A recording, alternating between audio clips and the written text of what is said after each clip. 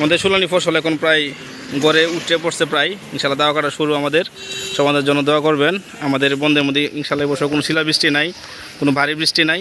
সবাই আনন্দের সহিত ধান কাটতেছে। শুকনো সিজন, শুকনো মৌসুম। আমাদের এটা যুগের হাওর, আমাদের নান্দাইলের সবচেয়ে যুগের হাওর, সবচেয়ে সুন্দর দর্শনীয় জায়গা এটা।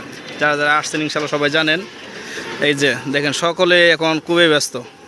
এই যে আমাদের বট গাছের নিচে সবাই এসে ক্লান্তি দূর করে রোজা টোজা ফালায় সবাই পরিশ্রম থেকে আপনার এই যে পরিশ্রম হয়ে গেল সবাই এই জায়গায় এসে জিরায়। এই যে আমাদের খায়রুল ভাই, সবাই খুশি। এবছর যারা যারা ধান কাটতেছে, আমাদের চুয়ে গ্রুপ আছে প্রায় 4-5টা চুয়ে গ্রুপ আছে, বড় বড় 20 জন 22 জন করে লোক আছে অলরেডি। আমি একজনের সাথে কথা বলাই দেব না কি অবস্থা এবছর ফসল। এবছর যে ধান কাটতেছে ভাই, আমরা বন্ধু ধান কেমন হয়েছে? ভালো হয়েছে না? অনেক ভালো হয়েছে। আমরা অনেক খুশি, এই যে কৃষক অনেক খুশি। এই যে এবছর দেখেন ধানের অবস্থা, আল্লাহর মধ্যে ধান খুব বাম্পার ধান হয়েছে।